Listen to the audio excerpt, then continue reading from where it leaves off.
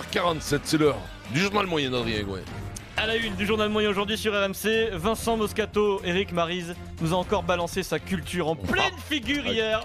Et on a pris ça, on est éclabousé. T'as été éclabousé hier ou pas? C'est insupportable. J'ai du mal à me sécher tellement c'était comment on dit, c'était cultivé. Vincent et Denis sont dans une voiture, mais que font-ils? Eh bien ils organisent un karaoké, c'est normal, et puis c'est très bon. Et puis Vincent, une de tes idoles sera dans le journal moyen juste pour toi, je ne rigole pas. Ses initiales c'est DM et l'hygiène de vie passe à la principale qualité depuis quelques années. Voilà. Vous êtes prêts? Ça fait combien de temps que vous êtes mis à la guitare? Non, pas longtemps, ça fait à la basse, c'est pas pareil. Et bien vous écoutez RMC, c'est le 338e journal moyen de l'histoire du Super Moscato Show. En direct de la rédaction du Super Moscato Show, c'est le journal moyen d'Adrien Aigouin. On continue notre semaine spéciale Instant 98, Vincent. Ah ouais. Je crois qu'après avoir vu ça, on peut mourir tranquille. Mardi soir, Dugas dans Team Dugas était entouré de tous ses copains, champions du monde en 88. Que font Vincent ces jeunes gens lorsqu'ils se retrouvent 20 ans après leurs exploits? Sa blagounette. La réponse de Dugas, elle arrive dès le passage antenne, chez toi Vincent dans le Moscato Show, 17h55. Vous faites quoi les gars? Christophe Dugarry, Jean-Louis Tour sont avec nous. Et oui, ça y est, on est là. Salut les copains. Salut. Ah, c'est magnifique, Salut. on se tripote et tout, de se retrouver et tout. Ok. Ah non, mais ça va être génial, ça va. Ah, on va se toucher de partout, ça va être génial. C'est n'importe quoi, il est complètement désinhibé. C'est vrai qu'il y a des phases en ce moment à la radio. Comme les rugbymen finalement. Dugas est en roue libre quand même. Hein. C'est le collectif qui amène ça, Ouais. c'est le palpé. Vous êtes le tactile les gars, Le tactile. palpé roulé, ça Ouais. s'appelle. Les champions du monde 98, Vincent, sont-ils tous restés en contact 20 ans après? Est-ce qu'ils sont tous potes? J'ai quelques doutes concernant certains. Christian Carambeu s'adresse à Franck Leboeuf. De vainqueur de la Coupe du Monde. Les nouvelles générations peuvent se dire que c'est possible. Non, mais François, elle a gagné. Pardon. Elle a gagné la génération platine. François, dit Carambeu à France. Il s'adresse à François Leboeuf. Voilà. Alors, écoute, il tente de trouver une excuse à ce François. C'est pourquoi pas, Christian? Tu peux tenter. Attendez, excusez-moi, il y a un problème, je vois que Christian Carambeu ne connaît pas le prénom de Franck Leboeuf. Il vient de l'appeler François, mais Oui, c'est excuse-moi. pas grave, ça arrive. Donc Bah, c'était pour c'est- dire quoi, Christian? Non, mais j'arrive d'ailleurs. Ouais, oui, y a pas de problème. C'est pas grave. C'est bien connu. Alphonse. Quand tu arrives d'ailleurs avec un décalage horaire, tu appelles les mecs qui s'appellent Franck, François. C'est automatique, Vincent. Fatigué, quand t'es fatigué, fatigué. tu Le rapport est peux évident. fourcher. Sans transition, On va Vincent. pas lui jeter la pierre. Ah Vincent. oh non, mon cher Thierry. Hier, tu étais sur la route entre Paris et Reims. Eric Maryse, pour tuer le temps, Denis Charvet, Vincent Moscato, vous connaissez leur patience légendaire, ont décidé d'organiser un karaoké. C'est très sympa. Déjà, je suis très étonné que Oui. vous les ayez fait monter dans un camion. Très sympa et surtout très bon. Attention, chanson du jour, 1980, quand t'es dans le désert. Jean-Patrick Maryse Capdevielle, pas Jean-Pierre, je me suis trompé tout à l'heure. Alors Denis a une particularité, lui. Jean-Pierre, c'est lui. Voilà, c'est Jean-Michel à peu près Charvet. Alors début de la chanson, c'est le début de la chanson, écoutez. Il y a une sorte de flottement chez ces deux chanteurs. Écoutez. Ils n'arrivent pas à démarrer en fait. Ils chantent pas. Voilà, alors c'est une bouillie. Vincent dit au début il faut être accompagné. Pourquoi pas, ok, pour démarrer une chanson, il faut être accompagné. Par Des qui? mecs à la basse. Ah d'accord, ok. Moi j'ai pas dit ça à Eric. Alors écoutez, ils ont du mal à démarrer. Écoutez bien, tendez l'oreille. C'est Denis qui tente un truc sur les paroles là. Canique. C'est joli comme mot, canique. C'est bien tenté mon Denis, c'est joli. Il connaît que les faits de phrases. Canique. Voilà. On l'a tous fait ça. Alors ça y est, les chanteurs commencent leur performance. Ah oui, Écoutez comment bien, c'est chaud, là. écoutez bien, Denis rajoute toujours une petite touche personnelle. Ouais. T'es dans le désert depuis trop longtemps. Ça fait longtemps qu'on y est. Eh oui, ça fait longtemps qu'on est dans le désert. Des petites touches parlées, Oui, tu sais, la ouais. petite touchette. Ouais, c'est bien mon Denis, il La est comme touchette, ça. le dance. Bon, le refrain les gars, ils sont contents les gars, le refrain. Demande à qui ça sert toutes ces règles un peu truquées du jeu qu'on peut faire jouer les yeux bandés. On chante, on est content, Non, mais on c'est est content. Tu sais que c'est l'enfoiré. On est content. C'est bien cette Allez chanson. voir, Ah, allez j'ai voir adoré, cette séquence moi. Moi, filmée j'adorais, par ouais. Laurent J'ai Fallard. adoré, en même temps, je suis incapable de citer une deuxième chanson Mais non. de Jean-Patrick Capdevielle. Ben, Non, c'est- parce c'est- qu'il est mort c'est de que suite ça. après la première. Allez voir la vidéo, on est dans une voiture, compte Twitter du Super Ouais. Moscato Show, ils sont très jolis en plus quand ils chantent. La conclusion, j'allais oublier la conclusion, c'est une tentative de solo de Denis Charvet. Quand t'es dans le désert. Ouais, je comprenez un peu les paroles, la Bistolinas quoi. Bah, Voilà, Bistolinas, oui. Denis, on dirait un mec dans un bar complètement ivre. On passe une bonne journée hier. C'était sympa, c'était sympa, Vincent. Puis en plus, vous chantez bien, donc on s'est régalé. Bah, oui, on a animé ça sur le. Eric, est-ce que t'as les oreilles qui saignent? Eric Moricou, toi qui aimes la vraie chanson. Ça a dû être terrible. Je regrette de ne pas avoir été là. Mais c'est pas fini, Moricou.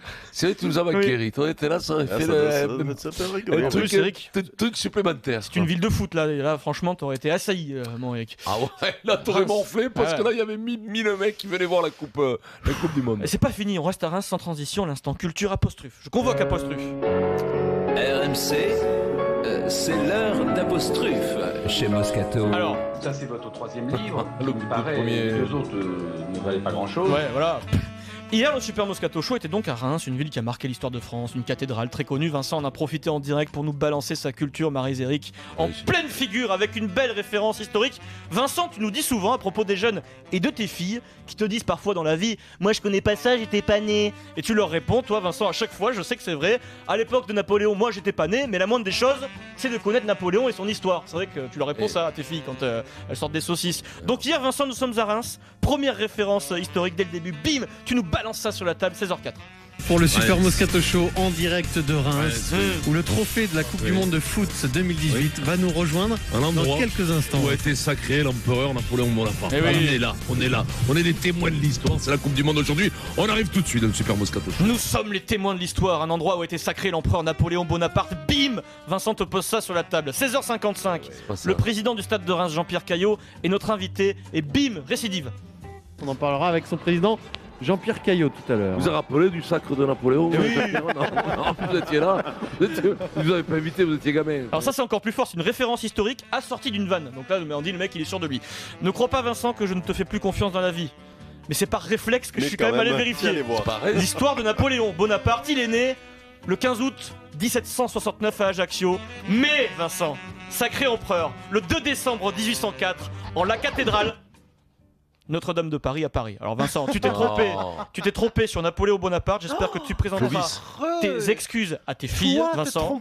J'ai vérifié au cas où pour Napoléon II et Napoléon III parce que je me suis dit on sait jamais, il peut y avoir une petite confusion. Napoléon IV. Aucune trace de sacre à Reims. En revanche, il y a 29 rois de France qui ont été couronnés à Reims entre 1027 et 1825.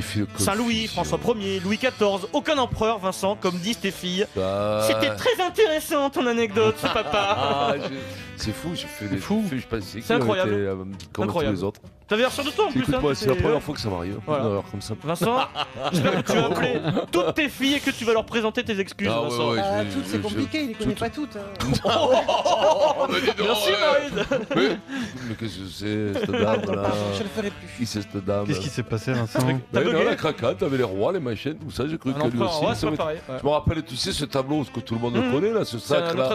Oui, il se sacre lui-même puisqu'il prend la couronne, il se la pose parce qu'il refuse que ce soit le pape, puisqu'il fait venir le pape, le il se la pose à lui. Il se la pose à lui, oui, tout à fait. Il se pose à la Notre-Dame. Arrête, il se pose à la couronne lui-même. Je pensais que c'était à Reims comme tous les autres. Sans transition, Vincent, tu es prêt? Ça va te faire plaisir là, j'arrête de te charrier. Ton Dieu va te parler, ton Dieu. Eh oui. Oh là là, Diego. Notre reporter Timothée Mémon a eu l'honneur de rencontrer à Bâle Diego Maradona qui était invité à un match entre légendes du foot, une invitation à but caritatif j'imagine Vincent. Il a donné son avis sur l'équipe de France de foot. Vincent, il a la solution pour que les Bleus gagnent la Coupe du Monde. Il connaît le foot Diego, d'accord? Premier extrait d'abord, il donne son avis sur les Bleus. Pas favori selon lui, dans un premier temps.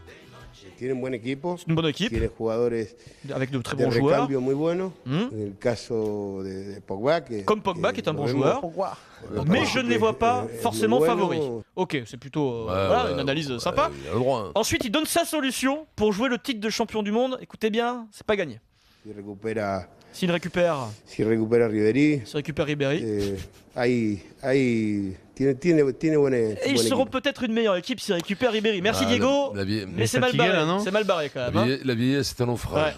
C'est dur là. Tu as dit ça. Tu te trompes sur Napoléon et tu parles mal de Maradona, mais tu vas pas bien. Je disais que pour 2019, si on récupère Jean-Pierre, on met dans le coup.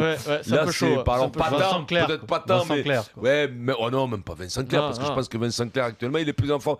Mais Trenduc, non, pas François, mais Ribéry, tu es au Bayern. Oui. Il joue encore quand même. Ouais, non. Rougerie. Ouais, je pense qu'il y a longtemps qu'il n'a pas vu un match, d'après moi. Ouais, Diego. Ouais, il est fatigué. Ouais, il est fatigué. Je comprends pas qu'il soit fatigué, Diego, avec cette hygiène de vie qu'il a eu. Sans transition. Toutes les vitamines qu'il prend depuis 30 ans, quand même, il devait être en forme, quand même. Pour conclure, qui nous parle là? C'est un ancien canari qui parle. Vidéo sur son compte Twitter. Devinette, Marcel Desailly a retrouvé une vieille connaissance, Vincent, à son ton employé, son petit ton. Oui. Devinez qui était à ses côtés là? Comment on se retrouve en France en plus. C'est fantastique. Mais qui est cette demoiselle? Enfin, cette demoiselle qui n'est plus toute jeune d'ailleurs, avec qui il est, Marcel. La Coupe du Monde de foot, oui. Marcel Desailly, il parle comme ça, de manière affectueuse, de la Coupe du Monde de foot. Il l'a gagné, lui. Il en a un coup quand même dans la cafetière, hein, le Marcel, quand même. Oui. Hein, il aime la vie, qu'est-ce que tu veux, c'est comme ça. C'est loup, comme l'appelle Eric. C'est loup. C'est loup. Il était fort Desailly ou pas au foot? Ça aurait été quoi le surnom de Vincent s'il avait été Marseillais, Eric? Le surnom de Vincent s'il avait été Marseillais, ça aurait été quoi? C'est-à-dire gros. Sanglier. Allez, dans un